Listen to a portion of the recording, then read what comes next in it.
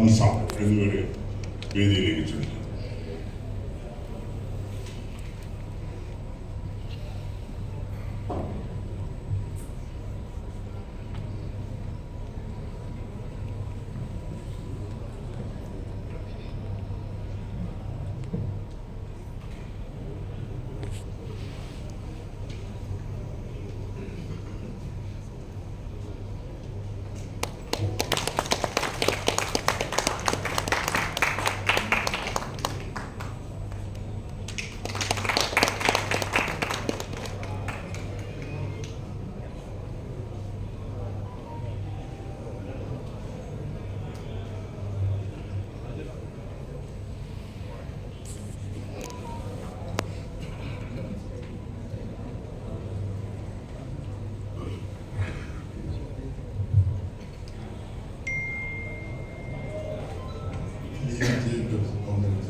President Shri ജയ്യം, വേദിയിലിരിക്കുന്ന ജ്യേഷ്ഠാതിഥികളെ, 21ാമത് ദേശീയ award കരസ്ഥമാക്കിയ ജയരാഘവൻ, സദസ്സിലിരിക്കുന്ന പ്രിയപ്പെട്ട സഹോദരി സഹോദരന്മാർ, വളരെ സന്തോഷമുണ്ട് അവാർഡ് ഏറ്റുവാങ്ങുന്നത്. കാരണം ഞങ്ങളുടെ ഗ്രൂപ്പ് പല ബിസിനസ്സും ചെയ്യുന്നത് സിനിമ തിയേറ്റേഴ്സ് കേരളത്തില് പല സ്ഥലത്തും തിയേറ്ററുകളുണ്ട്. 98-ലാണ് കവിതാ തിയേറ്റർ ബാബുസേറ്റിൻ്റെ കയ്യിൽ നിന്ന് വാങ്ങുന്നത്. വാസ്തവത്തിൽ ഈ വ്യവസായം,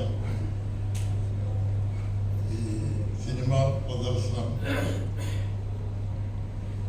ഉയർച്ചയും താഴ്ചയും, അതായത് നല്ല പടങ്ങൾ ഇറങ്ങുന്ന വർഷത്തിൽ പ്രോഫിറ്റും, പടങ്ങളും മോശമാകുമ്പോൾ നഷ്ടവും സഹിച്ചുകൊണ്ടാണ് പോയിക്കൊണ്ടിരിക്കുന്നത്.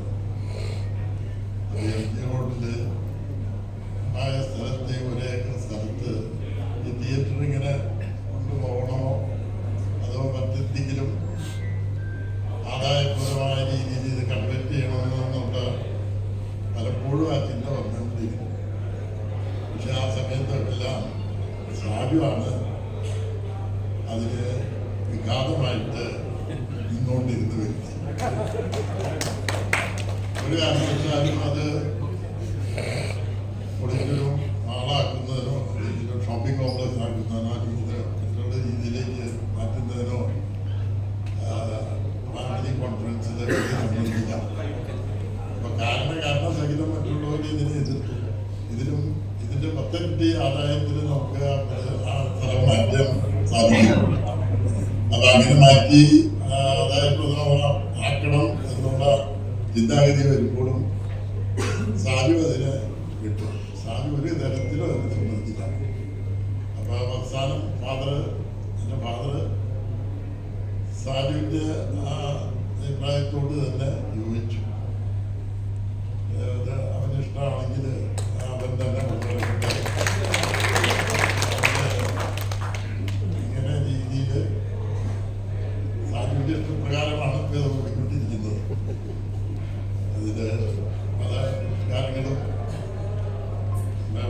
സിനിമാ ദർശനത്തില് പല രീതിയിലുള്ള വളർച്ചകൾ ലോകമെമ്പാടും മാറിക്കൊണ്ടിരിക്കുകയാണ്. വളരെയധികം എക്സ്പെൻസീവായിട്ടുള്ള ഒരു ഫീൽഡുമായിട്ട് മാറിക്കൊണ്ടിരിക്കുകയാണ്. പുതിയ കണ്ടുപിടുത്തങ്ങൾ വരുന്നു. ഫോറിനിലൊക്കെ പോയി നമ്മൾ സിനിമ തിയേറ്ററിൽ പോയി കണ്ടു കഴിഞ്ഞിട്ടുണ്ടെങ്കിൽ ആ എഫക്റ്റോട് കൂടിയിട്ടുള്ള തിയേറ്ററുകളൊക്കെ കേരളത്തിൽ ഇനി ഉണ്ടാവേണ്ടിയിരിക്കുന്നു. അപ്പൊ ഏതായാലും ഈ ഫീൽഡ് മാനവരാശി ഉള്ളിടത്തോളം കാലം ഈ ഫീൽഡ് നിലനിൽക്കും. കാരണം നമുക്കറിയാം, ഇപ്പോൾ നമ്മൾ വീട്ടിലിരുന്നുകൊണ്ടാണ് മിക്കവാറും സിനിമകൾ കാണുന്നത്. പക്ഷെ അന്നൊക്കെ വിചാരിച്ചു ഇനി തിയേറ്ററിലൊന്നും ആൾക്കാർ പോവില്ല, തിയേറ്ററിലേക്കൊന്നും വീട്ടിലിരുന്ന് കാണാമല്ലോ. അതുപോലെ കൂടുതൽ എക്സ്പെൻസീവായിട്ട് കൊണ്ടിരിക്കുന്നു തിയേറ്ററിൽ പോയി സിനിമ നടന്നത്. പക്ഷെ നല്ല പടം വന്നാൽ ടിക്കറ്റിന് വേണ്ടിയിട്ട് ഉന്നതങ്ങളിൽ മന്ത്രിമാർ മുതൽ ജഡ്ജിമാർ മുതൽ റെക്കമെൻഡേഷനാണ്.